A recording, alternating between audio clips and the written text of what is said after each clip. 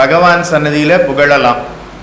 ஆனால் அதை தவிர யாரோ ஒருத்தர் பணம் கொடுக்குறாருன்னு வச்சுப்போம், பெரிய செல்வந்தராக இருக்கிறார்னு வச்சுப்போம்.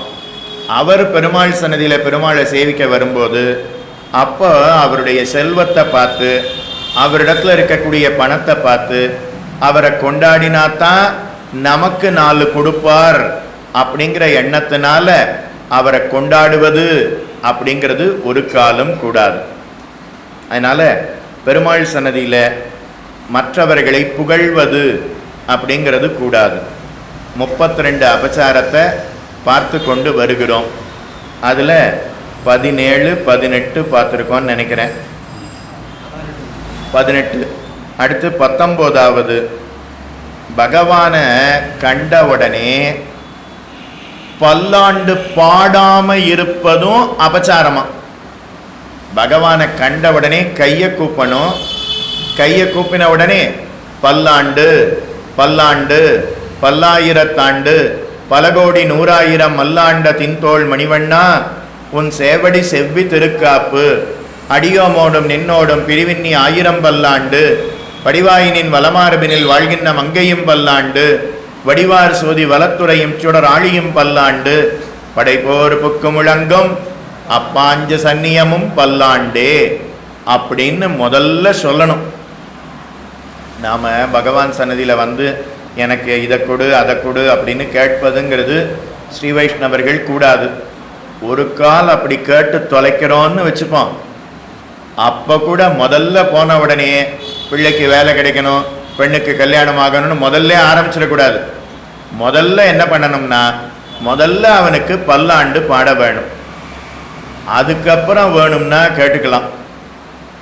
ஆனால் பல்லாண்டு பாடினதுக்கு அப்புறம் கேட்பானான்னா, உனக்கு பல்லாண்டு பாடுறதை காட்டிலும் வேற என்ன நான் கேட்க போகிறேன், இதே போல் ஒவ்வொரு நாளும் வரணும், உனக்கு பல்லாண்டு பாடிண்டே இருக்கணும்னு கேட்கணும்.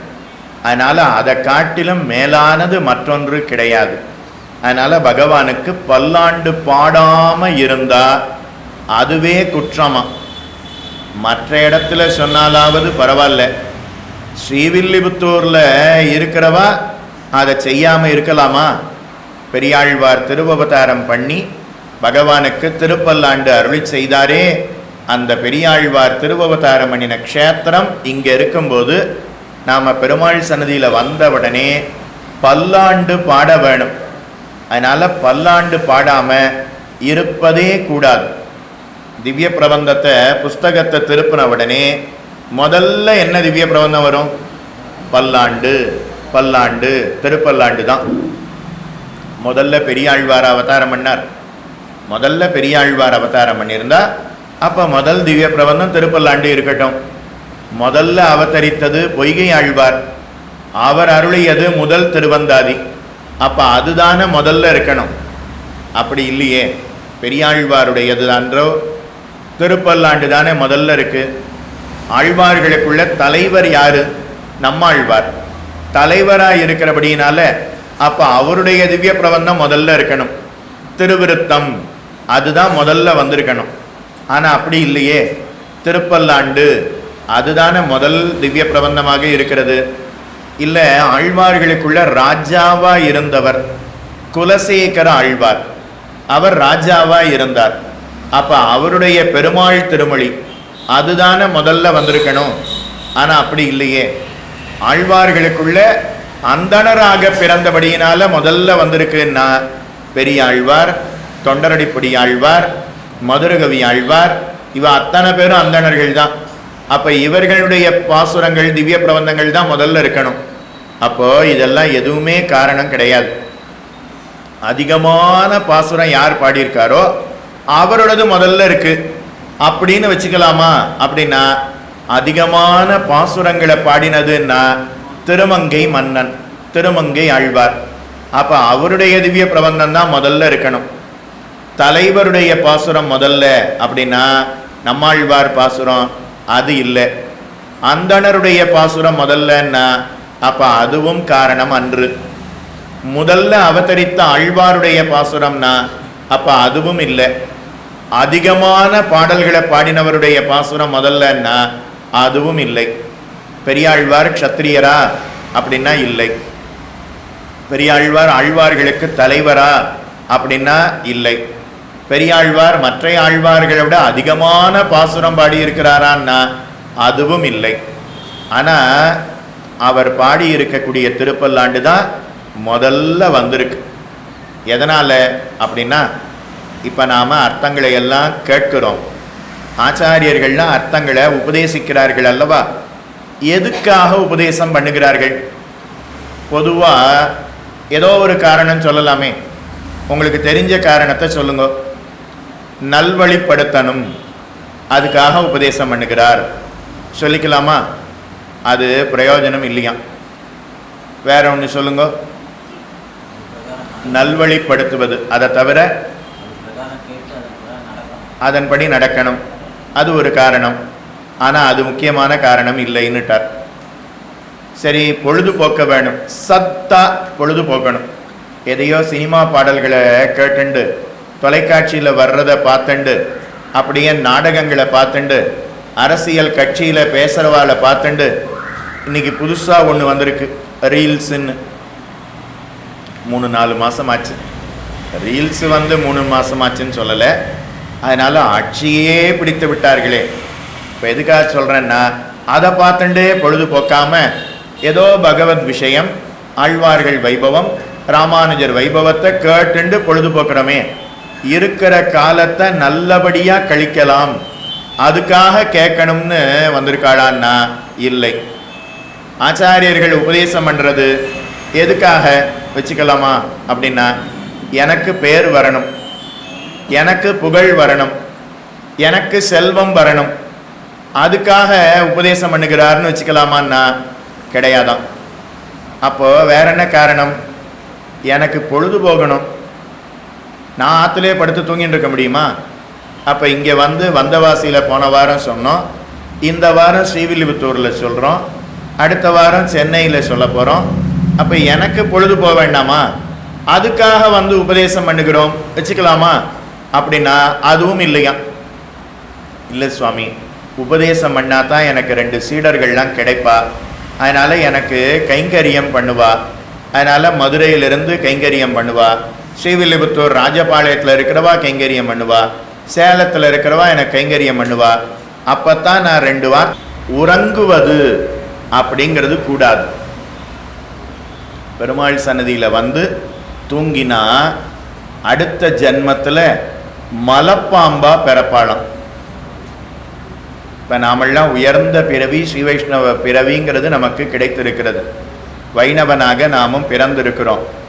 அதுக்கப்புறம் அப்படியே முக்தி அடையணுமா, இல்லை திரும்ப மலப்பாம்பா பிறக்கணுமா? அதனால் மலப்பாம்பா பிறப்பாளாம். யாரு? பெருமாள் சன்னதியில் உறங்குபவர்கள்.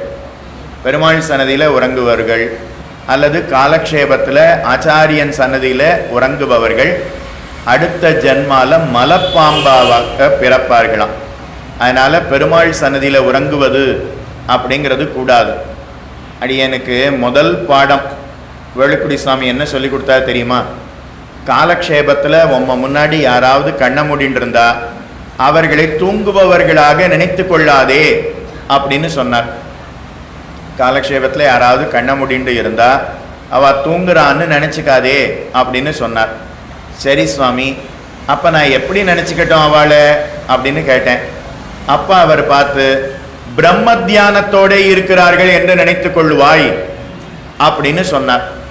சதா பகவானை சிந்தித்து கொண்டு இருக்கிறார்கள். நாமெல்லாம் கண்ணை திறந்துண்டு அங்கே பார்த்துண்டு இங்கே பார்த்துண்டு கவனம் சிதறும்படி பகவானை சிந்திக்கிறோம். ஆனால் அவ கண்ணை மூடிண்டு பகவானை சிந்திக்கிறார்கள்னு நினைத்து கொள்ளுவாய் அப்படின்னு சொன்னார்.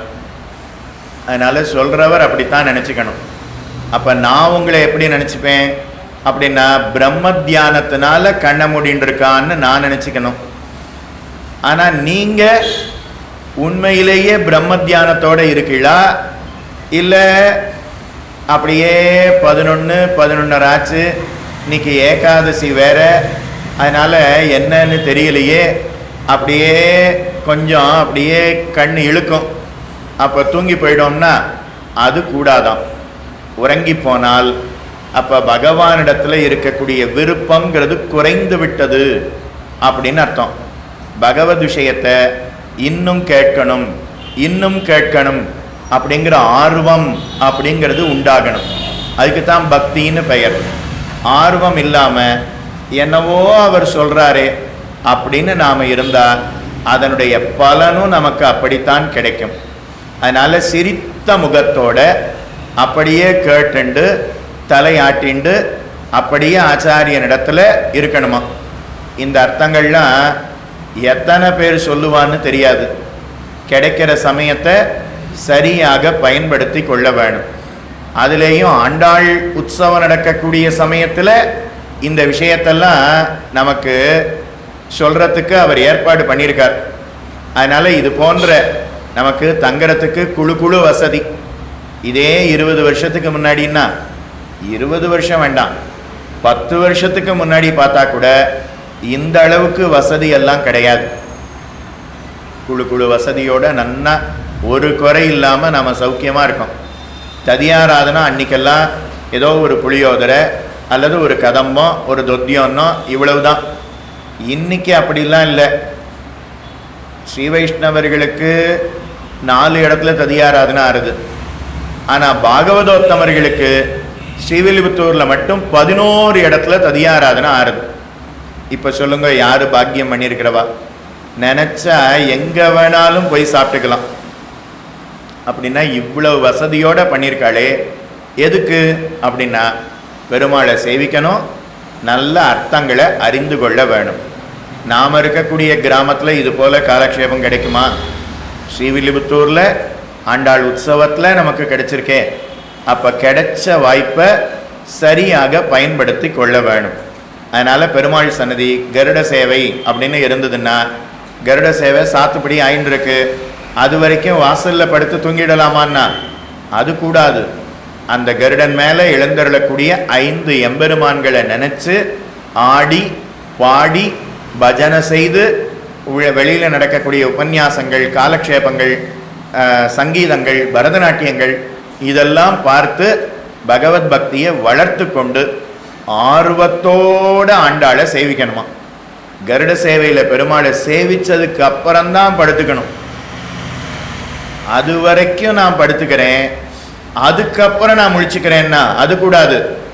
அந்த பெருமாளை சேவிக்கிறது வரைக்கும் நாம் தூங்கவே கூடாதான். அதனால் பெருமாள் சன்னதியில் உறங்குவது அப்படிங்கிறது கூடாது. பரசுராமர் அபார கோபத்தோட தசரதன் முன்பாக வந்து நின்று அப்படியே ராமனை பார்த்து, அடே ராமா, ஒரு உளுத்து போன வில்லு சிவதனுசு அதை முறிச்சபடியினால உன்னை பெரிய வீரன்னு சொல்றா. நான் அதை ஏற்றுக்கொள்ள மாட்டேன். என்னிடத்துல விஷ்ணு தனுசு இருக்கு, அதை நான் ஏற்று பார்ப்போம். உனக்கு சக்தி இல்லை, உளுத்து போன வில்ல உடைச்சபடியினால உன்னை வீரன்னு சொல்லுவா, நான் அதை ஏற்றுக்கொள்ளணுமா? உனக்கு சக்தி இருந்தா இந்த விஷ்ணு தனுசை நான் ஏற்று பார்ப்போம் அப்படின்னு சொன்னாராம். அப்ப ராமன் பரசுராமரிடத்துல பேசுகிறான். பரசுராமரே, உம்மை வணங்குகிறேன். நீர் என்னவோ குரலை வசத்தி பேசினீரே, நான் அதை போல குரலை வசத்தி எல்லாம் நான் பேச மாட்டேன். உறக்க பேச மாட்டேன். உறக்க பேசினா என்னுடைய தகப்பனார் தசரதனை அவமதித்ததாக ஆகிவிடும். அதை ஒரு காலம் நான் செய்ய மாட்டேன். நான் குரலை உயர்த்தி பேசினா பரசுராமரான உம்மை அவமதித்ததாக ஆகிவிடும். அதனால் அதை ஒரு காலம் நான் செய்ய மாட்டேன். நான் அந்தணர்களை மதிப்பவன். அதனால் இது போன்ற காரியத்தை நான் செய்ய மாட்டேன். ஒருத்தருக்கு வீரம் இருக்கா இல்லையாங்கிறத எப்படி நிர்ணயம் பண்ணணும்? முதல்ல வில்ல கொடுக்கணும், அதில் நானேற்ற சொல்லணும். என்னால் நானேற்ற முடியாமல் போனால் அப்பத்தான் என்னை பழிக்கணும். வீரம் இல்லை, பலம் இல்லை அப்படின்னு அப்பத்தான் சொல்லணும். ஆனால் வில்ல கொடுக்கறதுக்கு முன்னாடியே, பரீட்சை வைக்கிறதுக்கு முன்னாடியே நீ 0 மதிப்பெண்கள் எடுப்பாய் அப்படின்னு சொன்னான். முதல்ல பரீட்சை வைக்கணும், அதில் எவ்வளோ மதிப்பெண் எடுக்கான்னு பார்க்கணும். அப்புறம் அதில் குறைஞ்சிருந்ததுன்னா ஏன் குறைஞ்சேன்னு கேட்கலாம்.